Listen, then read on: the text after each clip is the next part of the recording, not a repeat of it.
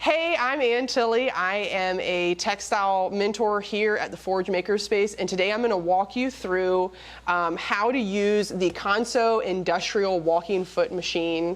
Also, shout out to Jennifer, Jennette, and Grace McFetters, who are also here in support of this video today.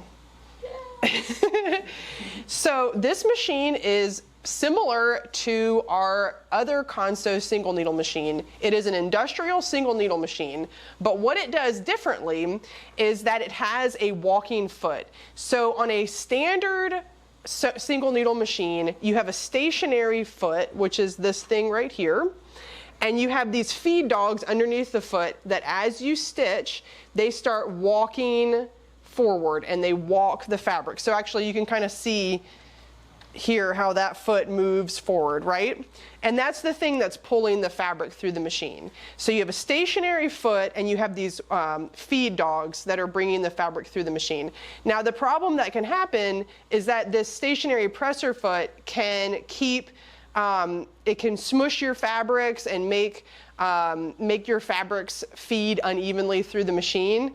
But what a walking foot does, and actually if I put the foot down, you can kind of see it here, it steps with the feed dogs. And what that means is that if we're working with something really slippery or thick, it will hold both pieces and make them go together. So like if you've sewn any kind of vinyl or leather, they're very slippery.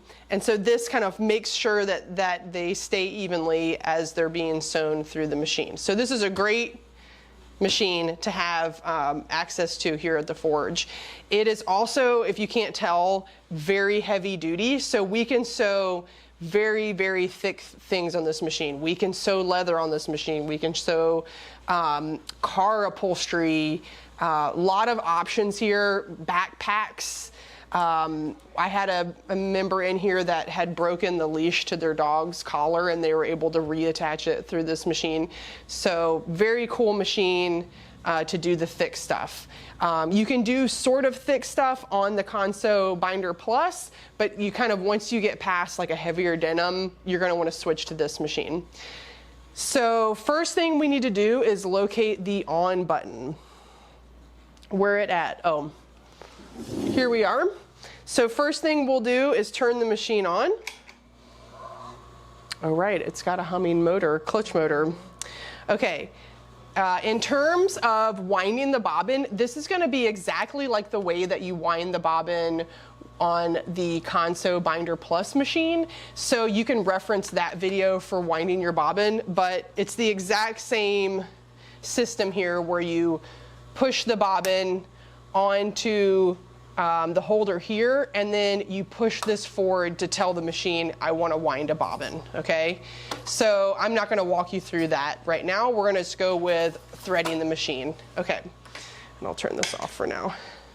So this machine, if you're sewing thicker things, then it's natural that you're going to want thicker threads.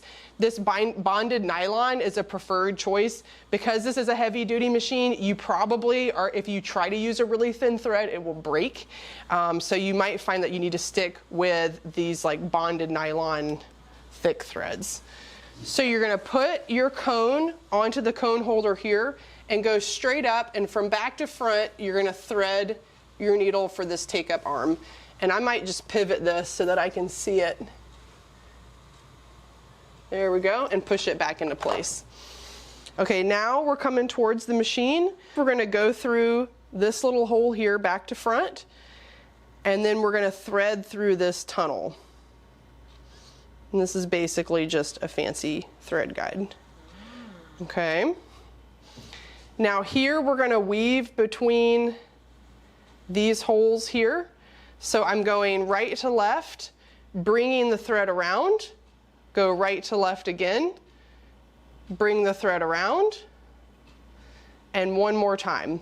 And this is just helping keep the thread from twisting on itself, going into the machine.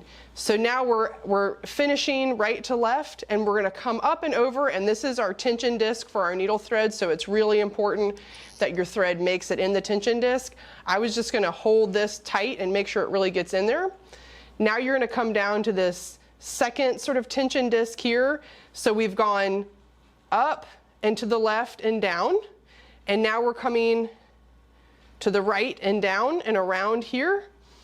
It's a good sign if you see it activating this spring here, because that's again going to help with the tension.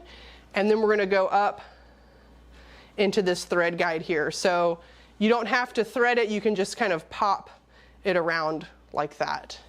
So now we're going up, and we want to thread from right to left in the take-up arm right here.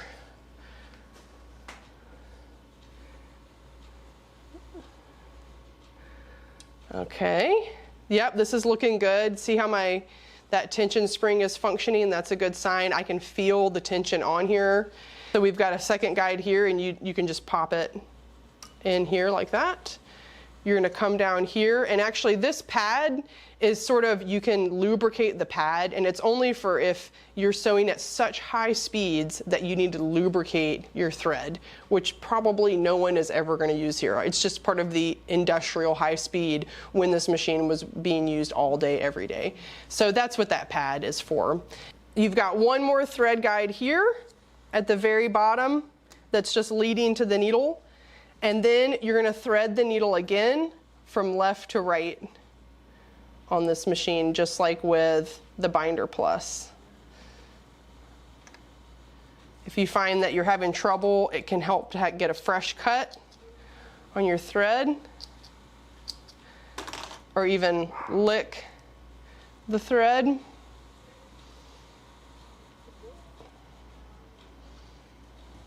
And should be a band, name of a band. Lick the thread? Lick the thread. Okay, maybe not. Smell the glove. Okay, so we've got the needle threaded, so now we need to set up the bobbin. So this is a little bit different than the Binder Plus, where the bobbin case is permanently set in the machine. So all you do is drop the bobbin into the machine. So this is the weirdest bobbin situation I've ever come across with a machine. So it's good that we're reviewing this.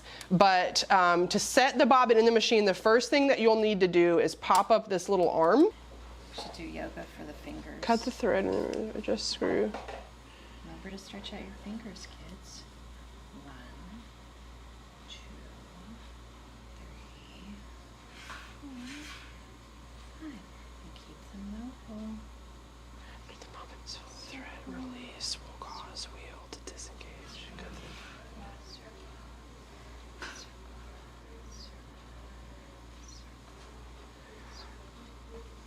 Wow, this is amazing. They don't talk about dropping the bobbin in at all. Oh, inserting and removing bobbin. Push open the slide plate in the bobbin case. Hold it between the thumb and the index finger, place the bobbin in the center. Now we're ready to drop the bobbin into the bobbin case. So we will lift this little arm up, drop the bobbin in, and if it's not going in, you might need to lift up the presser foot. Again, you can find that lever in the back here, or you can use the knee lift. You're going to drop this into the machine. There's a little slot right here, which is where your thread is going to go. So you want to make sure that your thread makes it in there. And then you bring your thread between these two plates, like so. There, like that. And now you're in the tension disc, like that, okay? So now we've got this thread, and if we were to put and then we need to lock the bobbin back in place. So see here, if I go to close the case on my bobbin, it's going to catch my thread. So that should be an indicator that you need to do something with this thread. So what we're going to do is we're going to bring the bobbin thread up to meet the needle thread. So what I'm going to do is, just like with the Binder Plus Consew, is I'm going to hold on to just the needle thread, not the bobbin thread. It's going to be really tempting for you to want to hold this bobbin thread, but don't touch that. Hold just your needle thread, and then use your hand to rotate the machine in one full revolution with the flywheel, okay? So the needle's gonna go all the way down and then come all the way back up, as well as the take-up arm is gonna come all the way back up. And at this point, you should see that the bobbin thread has been caught by the needle thread. And now you can take, whatever's available to you and pull that bobbin thread as well as that needle thread, get them both under the presser foot.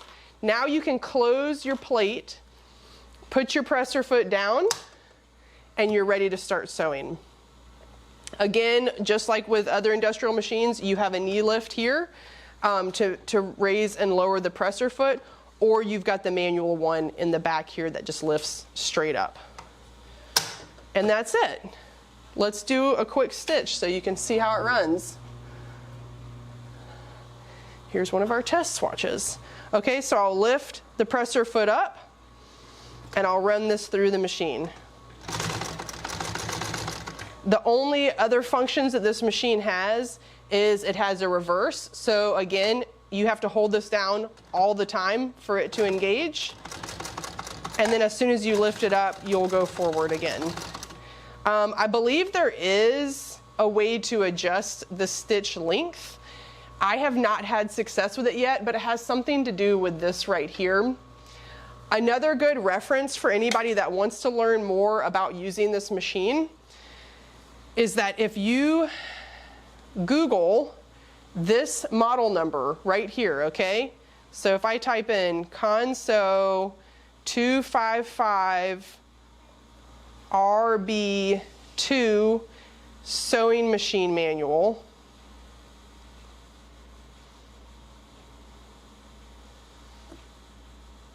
this manual will pop right up. And you will literally get all the information that they have about this machine. So this is another reference point. If you have a question about the machine or you want to learn more about the machine, this is a good place to go. Anyways, I hope that you guys get a chance to use this machine. It is a very cool machine. Please share what you're making on Slack, and I hope to see you around the forge. Happy sewing. Bye. Bye. Hi, I'm Ann Tilley. I'm here at the I'm just gonna keep going.